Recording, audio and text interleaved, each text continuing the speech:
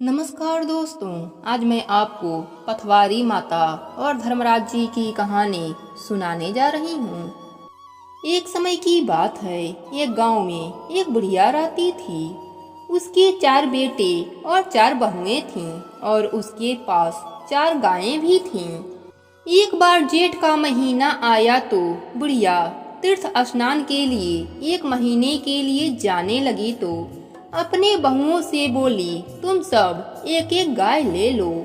मैं 1 महीने में आऊंगी और देखूंगी तुम में से कौन सबसे ज्यादा घी जोड़ पाया है। 3 बड़ी बहुएं तो बड़ी ही चालाक थीं। छोटी बहू बहुत ही भोली थी। ना तो उसे दूध जमाना आता था और ना ही घी निकालना आता था। तीनों जेठानी बोली, अब देखेंगे कि कैसे करेगी। बुढ़िया अपने छोटी बहू से ज्यादा प्यार करती थी, इस कारण सब उससे जलते थे और कुछ भी नहीं बताते। छोटी बहू बहुत ही भोली थी। वह अपना सारा दूध ले जाकर पीपल पथवारी में गिरा देती थी और वहीं बैठकर औरतों द्वारा कही गई धर्मराज जी की कहानी सुना करती थी। धीरे धीरे महीना पूरा हो गया। तीनों बड़ी बहुओं ने डिब्बा भरकर घी जोड़ रखा था। छोटी बहू पीपल के पेड़ के नीचे बैठकर रो रही थी कि अब सास आएगी तो मैं घी कहाँ से दूंगी।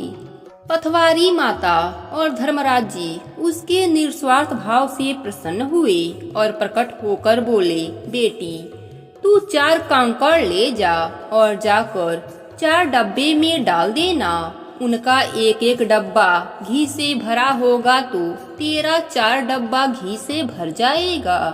छोटी बहू प्रसन्न होकर 4 कंकड़ लेकर चली आई और 4 डब्बों में डाल दिया। उसके 4 डब्बे भर गए। बुढ़िया आई तो बोली, लाओ अपना अपना घी दिखाओ, किसने कितना जमा किया है, जरा देखूं तो सही। 3 बड़ी बहुएं बड़ा खुश हुईं और खुशी से अपने अपने घी के डिब्बे लेकर आईं।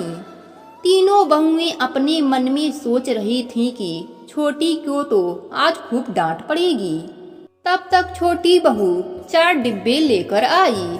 तीनों बहुएं बोली, इसने तो कभी दही जमाया ही नहीं, पिरोया ही नहीं, इतना घी कहाँ से लेके आई। जरूर इसके पति ने बाजार से लाकर दिया होगा। तब छोटी बहू बोली, मुझे तो ना दही जमाने आता था और ना ही पिरोने आता था। मैंने देखा गांव की औरतें पीपल सींच रही हैं तो मैं भी अपनी गाय के दूध को ले जाकर पीपल में चढ़ा देती थी और उन्हीं औरतों के साथ बैठकर उनके द्वारा कही गई धर्मराज जी की कहानी सुना करती थी। जब मुझे पता चला कि माँ जी आप आने वाली हैं तो मैं पीपल के नीचे बैठकर रो रही थी कि मैं आपको घी कहाँ से दूंगी। तभी पथवारी माता और धर्मराज जी वहाँ प्रकट हुए और मुझे 4 पत्थर दिए और डब्बों में रखने को कहे। यह सब पथवारी माता और धर्मराज जी की ही कृपा है। सास यह सब सुनकर बहुत खुश हुई और सबने शर्म के मारे अपना सर नीचे कर लिया और छोटी बहू से माफी मांगने लगी। पथवारी माता और धर्मराज जी के चमत्कार को देखकर सभी लोग पीपल सींचने लगे और धर्मराज जी की कहानी सुनने लगे, जिसके फलस्वरूप उनके घरों में अन्य धन का भंडार लग गया। उनके अच्छे स्वस्थ रहने लगे। वह सभी लोग इहलोक में सुखों को भोगा और मरने के बाद स्वर्गलोक की प्राप्ति हुई। प्रेम से बोलिए धर्मराज जी की जय हो, पथवारी माता की जय हो।